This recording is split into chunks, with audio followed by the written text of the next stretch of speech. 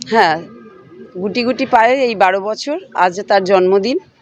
2013 সালে আমি এটা পরিচয় পেয়েছিল, এবং যাদের অবদান আমি খানিকক্ষণ আগে আমার বক্তব্যে বলেছি, যে যেসব সঙ্গীরা না থাকলে আজকে এই চেতনা 12 বছর এই জায়গায় আসতে পারতো না।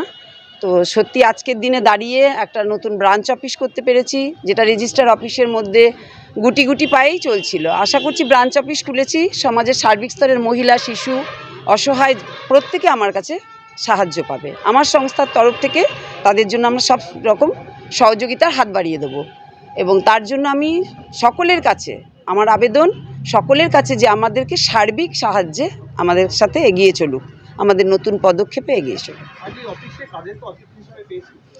মাননীয় অ্যাডভোকেট কমল দত্ত, মাননীয় পুলক স্যার এবং মাননীয় কৈলাস দত্ত, থানার সাব ইন্সপেক্টর এবং এলএস।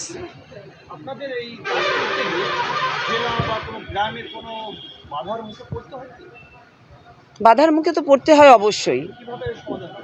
সমাধান করি, যেখানে লোকাল যারা রয়েছেন প্রতিনিধি তাদের সাথে প্রথমে যোগাযোগ করি, পঞ্চায়েত এলাকা হলে প্রধানের সাথে যোগাযোগ করি, লোকাল থানায় ইনফর্ম করি, এবং তারা যখন সাহায্যের হাতটা বাড়িয়ে দেন এবং আমাদের মতে মত মিলে যায়, সেখানে সমস্যা সমাধানে খুব দ্রুত হয়ে যায়।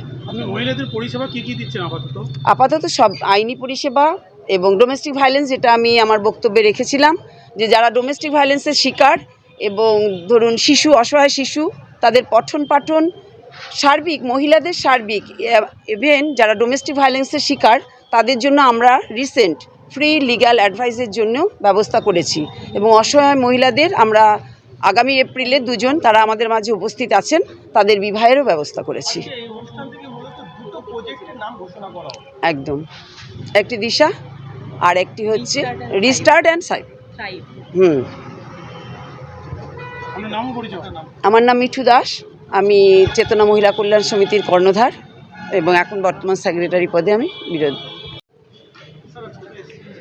আজকে এই নারায়ণদিঘিতে চেতনা মহিলা কল্যাণ সমিতি বলে একটি এনজিও তাদের 12 বছর পূর্ণ প্রতিষ্ঠা দিবস বলতে পারেন বা জন্মদিন বলতে পারেন উপলক্ষে একটা অনুষ্ঠানের আয়োজন করেছিল, এবং আমরা সেই অনুষ্ঠানে যোগ দিতে এসেছিলাম। তবে এই অনুষ্ঠানে যোগ দিতে এসে একটা কথা বলছি, যে এই যে চেতনা মহিলা এনজিও, তারা যেভাবে সমাজের বিভিন্ন মহিলাদের জন্য বিভিন্ন নির্যাতিতাই বলুন বা পিছিয়ে পড়া মহিলা বা দুস্থ মহিলা, তাদের ক্ষেত্রে যেভাবে কাজ করছে সত্যি প্রশংসনীয়। দীর্ঘদিন থেকে আমরা দেখছি আমাদের কাছে ওনারা বিভিন্ন সময়ে বিভিন্ন বিষয়ে আইনগত সাহায্য নিতে এসেছেন, এবং আমরা তাদেরকে যতটা আমাদের দ্বারা সম্ভব হয়েছে আমরা চেষ্টা করেছি তাদেরকে সাহায্য করতে। কিন্তু একটা জিনিস না বললে খুব অন্যায় বলা হবে, যে আমি এদেরকে প্রথম থেকে দেখেছি, তো যেদিন এদের জন্মলগ্ন বলতে পারেন সেখান থেকে দেখেছি যে হয়তো প্রচুর কষ্ট, কিছুই নেই হয়তো, এই অবস্থা থেকে আজকে এই রকম একটা সুন্দর অফিস করতে পেরেছেন।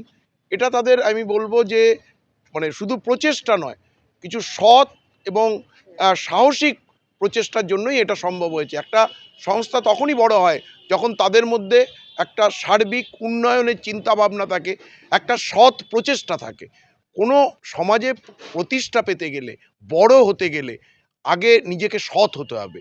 তো সেই জায়গায় দাঁড়িয়ে বলছি যে এই চেতনা যে সংস্থা, তাদের যে চেষ্টা, এটা একটা সত্যি সত্যি ভাবার বিষয়, এবং তারা ঐকান্তিক নিজস্ব একটা সৎ চিন্তা ভাবনা থেকে একদম নিজেদের কোনো স্বার্থ ব্যতি রেখে যেভাবে মহিলাদের জন্য কাজ করছেন সেটা প্রশংসনীয়। অবশ্যই দেখুন, একটা প্রবলেম কি জানেন তো, দেখবেন যে অনেক সমাজের অনেক জায়গায় এখনও পর্যন্ত আমরা এই জায়গায় পৌঁছইনি যে আমরা নেটের সাহায্যে জেনে নেব কোথায় কি আছে, সেই জায়গায় সমাজের সমস্ত অংশটা পৌঁছয়নি। ফলে আমাদেরকে কি করতে হচ্ছে, এক একটা জোন ভাগ করে, এক একটা অংশ ভাগ করে সেখানে যদি একটা অফিস করা যায়, তাহলে সেই অংশের যে সমস্ত মহিলারা থাকেন, যাদের সামাজিক ক্ষেত্রে যে সমস্ত সমস্যা বা অসুবিধা, সেটা প্রকাশ করার একটা জায়গা পান। ফলে এদের কাজ করার ক্ষেত্রটা অনেক বিস্তৃত হয়। এই দিক থেকে এইভাবে এই অংশ ভাগ করে করে বিভিন্ন জায়গায় একটা অফিস খোলা, এটা খুব প্রয়োজন।